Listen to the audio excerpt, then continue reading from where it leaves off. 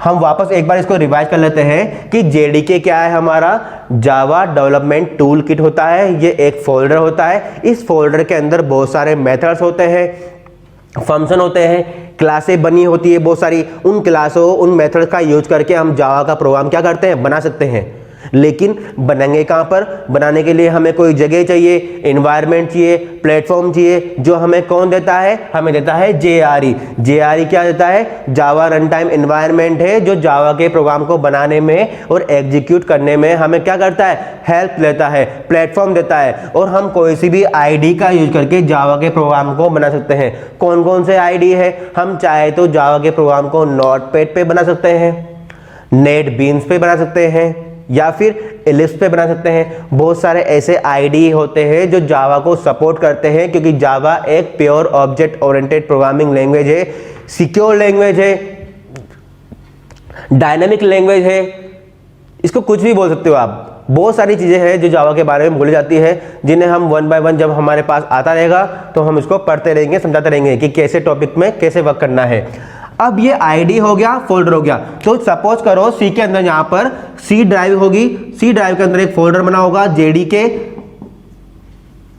JDK folder बना होगा 7.0 नाम से। कोई सा भी इसका वर्जन हो सकता है, 8.0 भी हो सकता है, कोई सा भी वर्जन होता है इसका, एडवांस होता है ये फोल्डर। आप अपने सिस्टम के अकॉर्डिंग इसको इंस्टॉल कर सकते हो।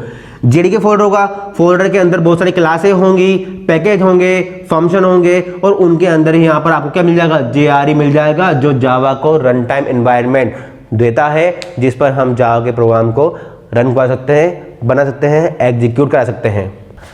JVM, ये वाला टॉपिक ऑपरेटिंग सिस्टम में भी है, विंडोज के बारे में पढ़ेंगे तब भी ये आता है। प्रोग्रामिंग लैंग्वेज के अंदर भी ये आपके आ रहा है JVM, जावा वर्चुअल मशीन। क्या नाम है इसका? Java virtual machine. क्या है जावा वर्चुअल मशीन? क्यों काम में आ रहे हैं इसके अंदर? इससे हेल्प क्या हो रही है? जावा प्रोग्रामिंग का JVM के बारे में पढ़ने से पहले मैं आपको बता देता हूं एक्सटेंशन। क्या बता देता हूं? एक्सटेंशन जानते हो कि अगर मैंने सी का प्रोग्राम बना रहा हूं, जैसे अगर मैं सी का प्रोग्राम बना रहा हूं तो मैंने प्रोग्राम का नाम लिखा, जैसे हेलो, प्रोग्राम का नेम है मेरा .c होता है, तो ये .c क्या है? ये एक्सटेंशन होते हैं मेरा। अगर मैं बात करता हूं C++ की, तो मैंने प्रोग्राम का नाम सेव किया hello.cpp, C++ का एक्सटेंशन है ये। वैसे अगर मैं बात करता हूं जावा का, तो इसका एक्सटेंशन होता है hello.java। ये क्या है? आपके एक्सटेंशन होते हैं। आपके क्या होते हैं? एक्सटेंशन होते हैं। अगर हम किसी भी फाइल को, या किसी भी, जैसे वर्ड में बात करते हैं तो वर्ड की फाइल का एक्सटेंशन होगा, नोटपैड होगा तो नोटपैड की फाइल का एक्सटेंशन होगा, या अदर टाइप के आईडी या कोई भी हम एप्लीकेशन यूज कर रहे हैं तो उनके सबके क्या होते हैं? अलग अलग एक्सटेंशन होते हैं। तो जावा का एक्सटेंशन क्या होता है? .java होता है। एक और चीज बताता हूं मैं आपका कि कंपाइलर का नाम भी होता है इसके अंदर, और इंटरप्रेटर का नाम भी होता है। यह भी मैं आपको बता देता हूं, इंटरप्रेटर, कि जो जावा का कंपाइलर का नाम होता है वो होता है जावा सी। क्या होता है? जावा सी, मतलब जावा कंपाइलर। जावा का जो कंपाइलर का नाम होता है वो होता है जावा सी, जहां से हम प्रोग्राम को कंपाइल कराते हैं। इसका नाम क्या है? जावा सी। हम इसमें कोई स्पेस नहीं देते, डायरेक्ट इसको ऐसे लिखते हैं, जावा सी डायरेक्ट लिखते हैं, कोई स्पेस नहीं दे रहे एक्स्ट्रा। तो ये क्या है? आपका कंपाइलर है। उसके बाद हम बात करते हैं इंटरप्रेटर है, तो इंटरप्रेटर का नाम होता है ओनली जावा। तो दोनों यहां पर वर्क कर रहे हैं। कंपाइलर का नाम क्या है? जावा सी है, इंटरप्रेटर का नाम क्या है? जावा है। ये आपको याद रखना है। जब आप प्रोग्राम को रन कराना बताएंगे हम आपको, जो नोटपैड पे चलाकर या कमांड प्रॉम्प्ट पे, तब आपको पता लगेगा इनका वर्क क्या है। तो मैंने बता दिया आपको कि एक तो बताया मैंने आपको एक्सटेंशन बता दिया कि प्रोग्राम के नाम के बाद कोई भी एक्सटेंशन डॉट लगा के आता है तो वो आपके एक्सटेंशन होते हैं। चाहे सी का आता है तो .c होगा, C++ का आएगा तो .cpp होगा, और अगर जावा का बात आती है तो java होगा। वैसे ही मैं यहां पर आ गया आपका कि कंपाइलर का नाम भी जावा सी होता है, क्योंकि जब हम इसको कमांड प्रॉम्प्ट पे रन कराएंगे जावा के प्रोग्राम को तो हमें आसानी से पता लग जाएगा इसका। अगर नहीं लगाएंगे तो एरर आएगी बहुत सारी। जावा प्रोग्राम सिक्योर है बहुत ज्यादा। उसके बाद इंटरप्रेटर, इंटरप्रेटर के अंदर इसका नाम क्या है, जावा ही है। अब वापस हम घूम फिर के यहाँ पर ही आ जाते हैं जेवीएम पे। बताना जरूरी था ये चीजें, क्योंकि क्या होता है जब हम टॉपिक को आगे ले रहे हैं तो बीच में ऐसी चीजें आएगी जो आपके काम आती रहती है। अगर मैंने कोई भी नोटपैड में कोई फाइल बनाई, तो जैसे मैंने प्रोग्राम टाइप किया नोटपैड में, ये मेरा नोटपैड है, मैंने इसके अंदर कोई भी प्रोग्राम को टाइप कर दिया, जावा का प्रोग्राम टाइप कर दिया मैंने लिख दिया, ऐसे ही लिख दिया, कुछ भी लिख देते हैं, क्लास ऐसे स्टूडेंट, और ये मैंने क्या बना दिया, जावा प्रोग्राम बना दिया। क्या ये जावा प्रोग्राम है? नहीं। अगर नोटपैड हो या कोई भी, जैसे अपन नॉर्मल टेक्स्ट एडिटर यूज में ले रहे हैं, नोटपैड प्लस प्लस यूज में ले रहे हैं, जहां तक हम किसी प्रोग्राम का एक्सटेंशन नहीं लगाएंगे, कोई भी आपका एडिटर समझ नहीं पाएगा कि आपको करना क्या है, कौन सी फाइल इससे डेवलप करनी है। जब आप C++ का प्रोग्राम बनाते हैं तो आपको .cpp लगाना जरूरी है, अगर C का बनाते हो तो .c लगाना है, क्योंकि एक्सटेंशन ही सबसे इंपॉर्टेंट पार्ट है किसी भी प्रोग्रामिंग लैंग्वेज के अंदर।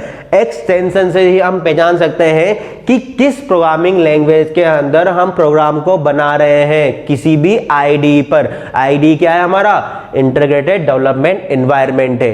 तो पता लग गया कि एक्सटेंशन क्यों इंपॉर्टेंट है, कि जब अगर मैं नोटपैड या नोटपैड प्लस प्लस पर कोई भी प्रोग्राम बनाऊंगा, चाहे वो जावा हो या C हो, C++ हो या पाइथन हो, किसी भी टाइप का प्रोग्राम बनाऊंगा तो मुझे एक्सटेंशन लगाना जरूरी होता है। एक्सटेंशन से उस प्रोग्राम की पहचान हो जाएगी, आइडेंटिटी हो जाएगी कि ये प्रोग्राम किस प्रोग्रामिंग लैंग्वेज में बनाया गया है, इसको कहां पर कंपाइल करना है, कहां पर एग्जीक्यूट करना है, कहां पर इंटरप्रेट करना है। तो इसलिए सबसे इंपॉर्टेंट पार्ट है आपका एक्सटेंशन, जो मैंने आपको बता दिया। यहां तक तो आपको कोई प्रॉब्लम नहीं है कि जब मैंने नोटपैड का प्रोग्राम बनाया और इसको लगा दिया मैंने यहां पर, जब इसको बनाते हैं नॉर्मली नोटपैड में तो इसकी कोई फाइल नहीं होती, नॉर्मल फाइल होती है। इसकी कौन सी फाइल होती है, नॉर्मल फाइल है। ये क्या होती है, नॉर्मल फाइल। नॉर्मल फाइल में मैंने लगा दिया इसके अंदर .java लगा दिया। इस फाइल को जब मैं कंपाइल करूंगा, ये मेरा प्रोग्राम है बेटा, जब मैं इसको कंपाइल कर रहा हूं तो कंपाइल करने के बाद आपकी बनती है एक क्लास फाइल। क्या बनती है, क्लास फाइल।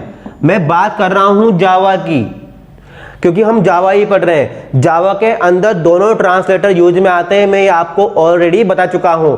तो 1 बाय 1 कैसे वर्क करते होंगे मैं वही डिस्क्राइब कर रहा हूं यहां पर। सबसे पहले मैंने प्रोग्राम बनाया जावा का, .java लगा दिया एक्सटेंशन। जावा के प्रोग्राम को जब मैं कंपाइल कराऊंगा, कंपाइलर का नाम क्या है, जावा सी है। जब मैं जावा सी से इसको कंपाइल कराऊंगा तो कंपाइल करने के बाद कौन सी फाइल बनती है, क्लास फाइल बनती है। और क्लास फाइल के अंदर होता है बाइट कोड। क्या होता है, बाइट कोड, जो हमें समझ में नहीं आता, कोई भी पर्सन इसको समझ नहीं पाता है। ऐसा कुछ अटपटा सा कोड होता है, 0 1 कुछ ऐसा लगा होता है वर्ड। जब आप फाइल पे राइट क्लिक करके देखो क्लास फाइल को, आपको कुछ समझ में ही नहीं आएगा। ऐसे कुछ लैंग्वेज लिखी होती है, न्यू ऐसे 0 1 ऐसे कुछ लिखा होता है, ये समझ नहीं आता है ये चीज़। तो जब हम नोटपैड की फाइल को या जावा की फाइल को कंपाइल करा रहे हैं, जावा सी लिखकर कंपाइलर करा रहे हैं, तो कंपाइल करने के बाद हमेशा जावा के अंदर जो बनती है वो बनती है क्लास फाइल। और क्लास फाइल को जब हम ओपन करेंगे तो ओपन करने के बाद उसमें होता है बाइट कोड। बाइट कोड ना तो कंप्यूटर समझता है ना मैं समझता हूं, बाइट कोड मैं समझता ही नहीं हूं। तो फिर क्या होगा, कैसे मैं कंप्यूटर को समझाऊंगा, क्योंकि जावा के प्रोग्राम को रन तो कहां कराना है, मशीन पे करवाना है। और मशीन क्या समझती है, बाइनरी लैंग्वेज समझती है, 0 1 की लैंग्वेज समझती है। तो कंप्यूटर समझेगा ही नहीं। जब आपने किसी भी जावा के प्रोग्राम को कंपाइल किया, कंपाइल करने के बाद कौन सी फाइल बनेगी उस ड्राइव के अंदर, आपकी क्लास फाइल बनेगी। और उस क्लास फाइल के अंदर होता है बाइट कोड। तो बाइट कोड के अंदर आपका क्या हो गया, ऐसा कुछ कोड आता है जिसे कंप्यूटर नहीं समझता है। तो यहां पर मैंने आपको ओनली कंपाइलर के बारे में बताया। जब इस क्लास फाइल को अब ना तो मैं समझ रहा हूं ना कंप्यूटर समझ रहा है, तो ये क्या आपकी सिक्योरिटी दिखाती है आपकी, कि जावा क्यों सिक्योर है। क्योंकि कंपाइल करने के बाद भी अगर आपका ये क्लास फाइल बना रहा है बाइट कोड वाली, तो ये तो किसी कंप्यूटर पे चलेगी ही नहीं, कोई इंसान समझेगा ही नहीं। तो यहाँ पर जावा की सिक्योरिटी दिखाई दे रही है आपको।